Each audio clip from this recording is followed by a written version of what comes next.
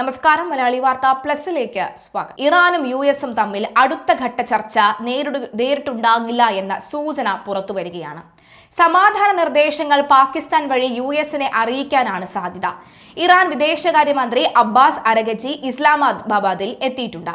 American സംഘത്തിന് നേതൃത്വം വഹിക്കുന്ന മിഡിൽ ഈസ്റ്റ് പ്രതിനിധി സ്റ്റീവ് വിറ്റ് കോഫും സീനിയർ അഡ്വൈസറായ ജാരദ് കിഷ്ണറും ഇന്ന് പാകിസ്ഥാനിൽ എത്തും. ഇത്തവണത്തെ ചർച്ചകളിൽ അമേരിക്കൻ വൈസ് പ്രസിഡന്റ് JD വാൻസും ഇറാന്റെ ചർച്ചാ സംഘത്തെ നയിച്ചിരുന്ന മുഹമ്മദ് ബാഗർ ഗാലിബാഫും പങ്കെടുക്കുന്നില്ല എന്ന് ശ്രദ്ധേയമാണ്. ഹോർമൂസും ആണവ പദ്ധതികളും അടക്കമുള്ള വിഷയങ്ങൾ ഇപ്പോഴും കീറാമുട്ടിയായി തുടരുകയാണ്. White House press secretary Karoline ലീവിറ്റാണ് US പ്രതിനിധികൾ ഇസ്ലാമാബാദിൽ എത്തുമെന്ന് സ്ഥിരീകരിച്ചത്.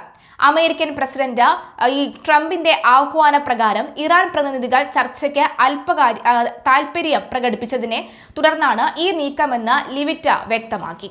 ചർച്ചകൾക്ക് ശേഷം വിറ്റ്കോഫും കുഷ്ണറും നൽകുന്ന റിപ്പോർട്ടിന്റെ അടിസ്ഥാനത്തിലായിരിക്കും ട്രംപ് അടുത്ത നീക്കങ്ങൾ തീരുമാനിക്കുക. സാഹചര്യങ്ങൾ അനുകൂലമാണെങ്കിൽ കൂടുതൽ ഉന്നത ഉദ്യോഗസ്ഥർ പാകിസ്ഥാനിലേക്ക് തിരിക്കാൻ തയ്യാറായിരിക്കണമെന്നും വൈറ്റ് ഹൌസ് നിർദ്ദേശം നൽകിയിട്ടുണ്ട്. ലോക ഉറ്റുനോക്കുന്ന ചർച്ച ഹോർമൂസ് കടലിടുക്കിലെ ഉപരോധം നീക്കാതെ ചർച്ചകൾക്കില്ല എന്ന ഉറച്ച നിലപാടിലായിരുന്നു ഇറാൻ. അതുകൊണ്ട് തന്നെ USുമായി നേരിട്ടുള്ള ചർച്ചയ്ക്ക് ഇതുവരെ ഇറാൻ തയ്യാറായിട്ടില്ല.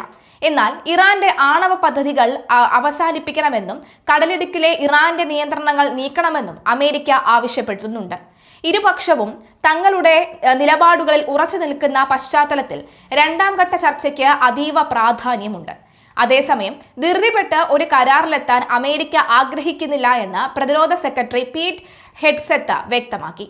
ഇറാനു മുന്നിൽ മികച്ചൊരു കരാറിനുള്ള അവസരമുണ്ടെന്നും അത് വിവേകപൂർവ്വം ഉപയോഗപ്പെടുത്തുകയാണ് വേണ്ടതെന്നും അദ്ദേഹം ഓർമ്മിപ്പിച്ചു. ലോകം മുഴുവൻ ഉറ്റുനോക്കുന്ന ഈ ചർച്ചകളിലൂടെ മേഖലയിലെ സമാധാന അന്തരീക്ഷം പുനഃസ്ഥാപിക്കപ്പെടുമോ എന്നാണ് ഇനി അറിയാൻ ഉള്ളത്. മലയാളി വാർത്ത plus, like, share and subscribe.